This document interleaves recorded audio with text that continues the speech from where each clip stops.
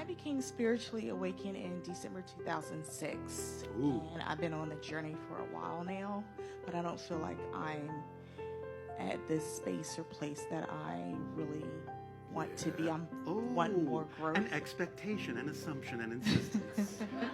I'm not where I want to be. So, One moment.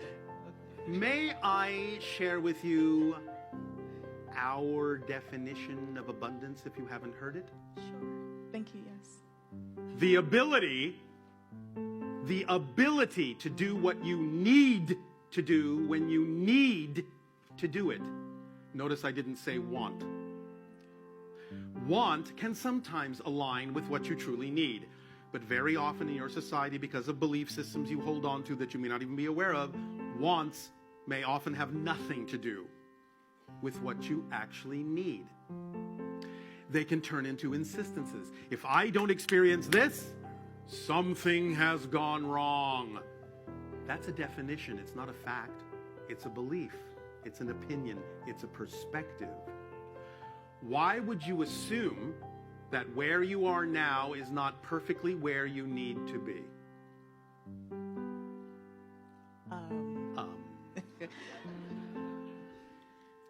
Why would you assume that you needed to see something happen specifically in order for you to know that you are exactly perfectly where you need to be? Why are you making your state of being conditional on what happens in an illusionary reality? Okay. Where did you think you were supposed to be at this point? How did you picture it? What did you envision? I envisioned that I was supposed to be like healthier in my health and my finances. I know those are external factors. But they're also limited definitions. Because you're saying finances. Is that the only form of abundance you allow in your life to be real? Oh, no, I don't believe that at all. I just think Then why did you say it? Because I haven't.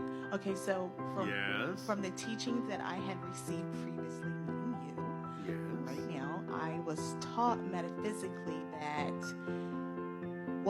as I changed my belief system and how I Yes. view and value and see myself, that I am supposed to be manifesting those passions and desires. And when you didn't see them the way you thought, what kind of state did you go into? I went into, I feel like it's more like a slight disappointment, but I know not to Stay go. Stay there.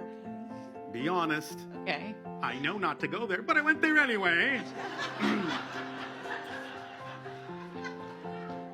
And what does that mean? That was your reaction to what you thought should be happening that wasn't?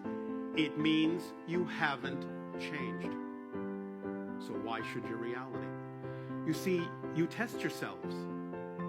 You go, am I going to base what's going on in my life on what happens outside? If I don't see what I thought I was supposed to see, I am not going to stay in a positive state. I'm going to be disappointed. I'm going to disappoint myself from my seat of power. You haven't changed. So why should your reality? It doesn't matter what happens. It only matters what you do with what happens. That's the lesson here. Not that you're supposed to see your reality change.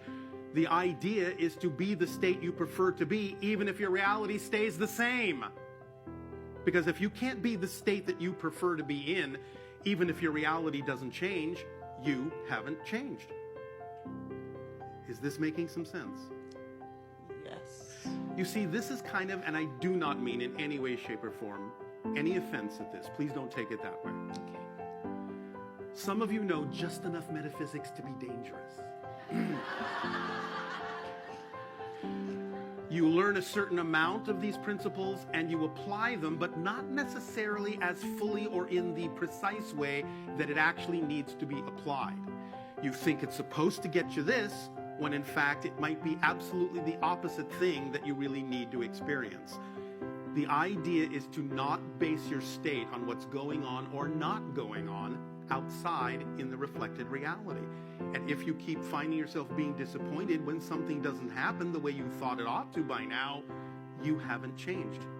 You're just proving over and over again that there is no reason for your reality to change because you haven't. Is this making some sense? Yes. That's all right. Let it out. Remember, this is good. This emotional response is positive. Why? Because when you hold on to negative beliefs, you have to create a chemical component in your body to match the belief on a physical level. When you're finally letting go of limiting negative beliefs, you have to wash those chemical constituents out of your body. How do you do it? Tears. They're tears of relief, tears of release, tears of joy. So it's good to have this response of your tears because you're washing the negative chemicals out of your body that were representative of the beliefs you were holding on to that now you're beginning to let go of, because now you have a deeper understanding of how this actually works. It's all right to go through life. It's all right to go through life being happy even if what you assumed would happen hasn't happened. It's all right to choose to be happy no matter what. It's okay. It's okay as a choice. Yes? Yes. Yes, it is. Now, remember, you can use visualization all you want. It's a beautiful tool. It is. But you have to understand what visualization is actually for. Visualizing an ideal outcome is not to insist that that must be the way the outcome happens. Visualization is for the purpose of creating a symbolic representation of an ideal outcome that gets you so excited about the possibility of that kind of an outcome that you get into the excited state you need to be in. Then once you're in the excited state, you drop the picture utterly so that your higher mind can bring you what it really needs to bring you, because you don't know on the physical level if the picture you have in your physical mind is actually the ideal outcome. Your higher mind could bring you something 10 times greater than your physical mind could imagine, but when you sit there and insist, no, it's got to look like this or something's wrong, you're shutting the door to what your higher mind could bring you that could be greater. You don't know. You have to get your physical mind used to the understanding that you don't know what the ideal outcome for you actually is. Sometimes, yes, it might match your vision, might be very close, might even be identical sometimes, but you don't know that that's what it needs to be. So if you understand, if you start understanding that insisting on the visualization is actually a negative limitation that prevents you from experiencing something greater that your higher mind can bring you, you'll stop doing it. You'll stop insisting. Remember, here's a formula. Insistence equals resistance. You slow everything down.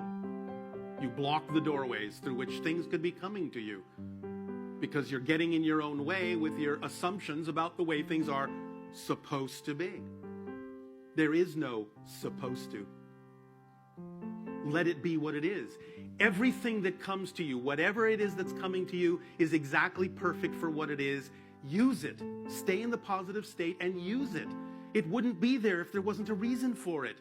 You need to trust the way reality works. You need to trust the mechanism. You need to trust the structure. Just go with the flow. Relax. Because if you know that no matter what happens, it's always going to benefit you, what do you care what happens? That's power. That's power. It doesn't matter what happens. It doesn't matter how things look. It doesn't matter what doesn't happen. It will always benefit me. That's power. That's a position of power. That's self-empowerment. Stay there. Don't leave it. Unless, of course, you like to suffer. I won't stop you if that's your passion. No. But understand you don't have to make that choice. Is this helping? Very much so. Thank you. You are so welcome.